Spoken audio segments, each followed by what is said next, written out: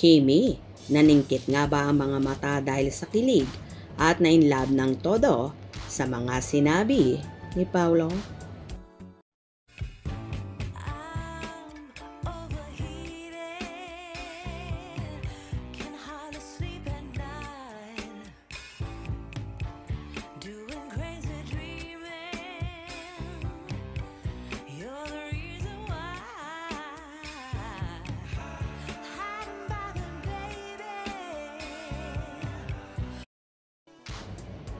Habay na habay talaga ang naging kasagutan ng napapabalitang magkasintahan na ang mga bibida sa The Alibi series na sina Kim Chiu at Paolo Avellino sa naging media conference kamakailan sa Trinoma Cinema 6. Kaya naman nagbubunyi ang Kim Pao supporters dahil sa kilig factor na dala ni Kim at Paolo.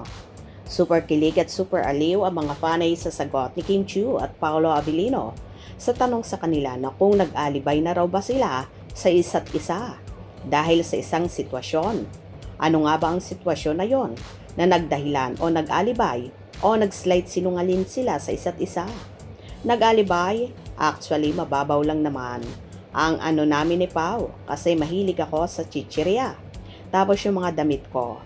Kasi dito, midrib, kita dyan. Tapos minsan bine-breakfast ko ang chichirya. Ang babaw no?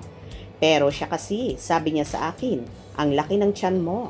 Kakachichirya mo yan eh. So minsan nagkikrave ako ng chichirya. So nag-alibay ako. Sabi ko, hindi ako kumain ng chichirya. Pero may nakatabi sa akin na chichirya. Sabi niya, ano to? Ha? Huli. Ganun lang kasimple, as in ganun lang. Na hindi yan sa akin pero sa akin talaga.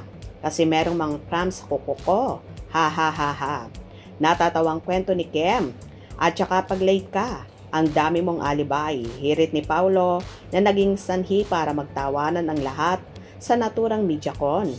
OA, ha ha ha ha. Pag-usapan natin.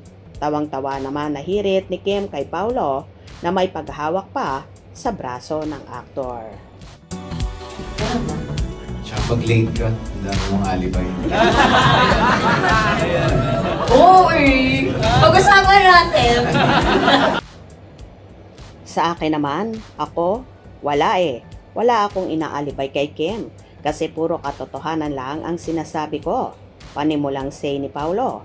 Pero ako, whether in a good way or kamalian ko, sasabihin ko naman kung mali ako. Chika ni Paulo.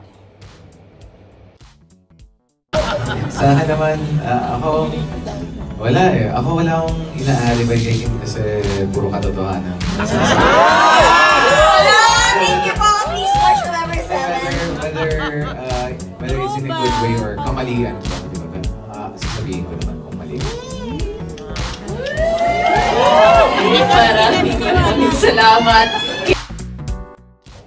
Well, hindi nga nakatiis si Kim na kinapitan si Paulo at kinamayan ito. At kitang-kita rin na lalo siyang naningkit dahil sa sobrang kilig sa chika na yon ni Paulo ha.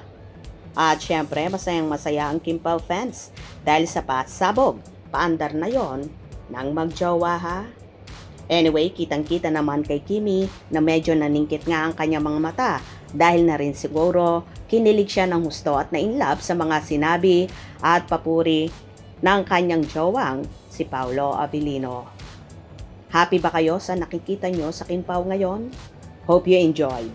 Please subscribe for more info.